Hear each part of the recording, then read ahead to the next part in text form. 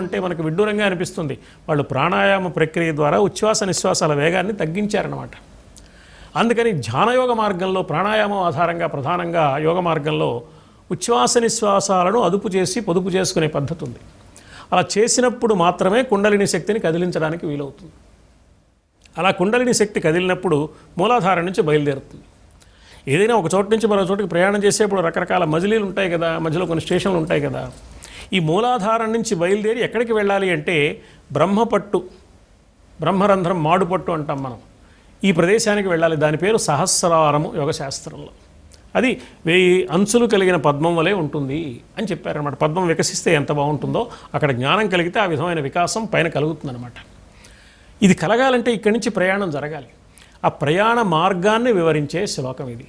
మహీం మూలాధారే, మానవ ప్రాణి యొక్క వెన్నెముక ప్రారంభ ప్రదేశంలో మనం కూర్చోవడానికి మూలమై ఆధారమై ఉన్న ఆ ప్రదేశం మహీం భూతత్వానికి సంబంధించింది, భూమికి సంబంధించింది.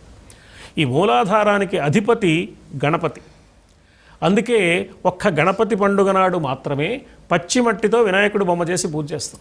శ్రీరామనవమి నాడు పచ్చిమట్టితో రాముడు బొమ్మ లేదు, కృష్ణాష్టమి నాడు పచ్చిమట్టితో కృష్ణుడి బొమ్మ లేదు, శివరాత్రి నాడు పచ్చిమట్టితో శివుడి బొమ్మ లేదు, నవరాత్రులు అమ్మవారి బొమ్మ పచ్చిమట్టితో లేదు. ఒక్క గణపతికే ఎందుకుంది అంటే ఆయన భూతత్వానికి సంబంధించిన వాడు కాబట్టి. మూలాధార క్షేత్రస్థిత వాతాపి గణపతి భజ అనే కీర్తనలో స్వామివారు చెప్పారు.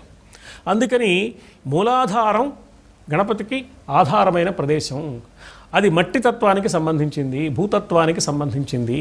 పంచభూతాల్లో భూమి చిట్ట చివరిది. పైనుంచి వరుసగా పంచభూతాలు, పరమాత్మ నుంచి పంచభూతాలన్నీ వచ్చాయి.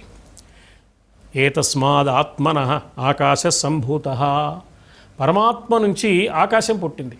ఆకాశాద్ వాయు, ఆకాశంలోంచి వాయువు పుట్టింది. వాయోరగ్ని, వాయువులోంచి అగ్ని పుట్టింది. అగ్నేరాప, అగ్ని నుంచి నీరు పుట్టింది. అభ్యః పృథివీ, నీటి నుంచి భూమి పుట్టింది. పృథివ్యా ఓషధయ, భూమి మీద ఆహారం ఏర్పడింది. ఓషధీభ్యో అన్నం, దానివల్ల అన్నం పుట్టింది. అన్నాత్ పురుష, దానివల్ల జీవుడు బతుకుతున్నాడు. పురుషుడు అంటే మగవాడిని కాదు, అక్కడ జీవుడు అని. ఇది సృష్టి క్రమం, వేదవాంగ్మయం చెప్పిన సృష్టి క్రమం. అంటే ఇందులో అన్నము పురుషుడు వదిలిపెడితే భూమి చెట్టు చివరిది 5 మొట్టమొదటిది ఆకాశం. ఆకాశం పైన ఉంది, భూమి కింద ఉంది. కింద ఉన్న భూమి పైన ఉన్న ఆకాశం వరకు చేసే ప్రయాణం ఇక్కడ కూడా జరుగుతోంది. మూలాధారంలో బయలుదేరి మహీం మూలాధారే, అది భూతత్వానికి సంబంధించింది. తర్వాతది మణిపూర స్థానం. కమపి మణిపూరే, మణిపూరం, పూరం అంటే నింపేది అని. మణిపూరం అంటే నింపేది. నింపేది ఉదకం కదా, నీరు కదా నింపేది. ఓ పాత్ర నింపాలంటే నీటితో నింపాలి. అందుకని జలస్థానం మణిపూరం. యోగశాస్త్రంలో ఒక చిన్న భేదం మాత్రం ఉంది. కొన్ని చోట్ల మణిపూరం అగ్నితత్వానికి సంబంధించిందని, స్వాధిష్టానం జలతత్వానికి సంబంధించిందని చెప్పారు. ఆ చిన్న తేడా మాత్రం ఉంది. ఇక్కడ మాత్రం సౌందర్యలహరిలో మణిపూరం జలస్థానమని, ఆ స్వాధిష్టానం అగ్నితత్వానికి సంబంధించిందని చెప్పారు. అందుకని కమపి మణిపూరే, కమ్ అంటే నీరు, కమపి మణిపూరే స్థితవహం హుతం స్వాధిష్టానే, హుతవహం అంటే అగ్ని, పైన ఉన్న స్వాధిష్టానం అంటే నాభిస్థానానికి మూలాధారానికి మధ్యలో ఉండే ప్రదేశం మణిపూరం, నాభిస్థానం స్వాధిష్టానం, ఆ పైన హృదయస్థానం అనాహతం, అక్కడ వాయువు అన్నమాట. హృది మరుతం వాయువు, అనాహత స్థానం అని పేరు దానికి.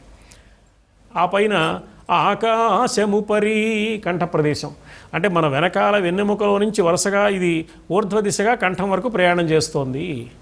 భూతత్వం, జలతత్వం, అగ్నితత్వం, వాయుతత్వం, ఆకాశతత్వం. పృథివీ ఆపస్తేజో వాయురాకాశాలు అని పంచభూతాలు.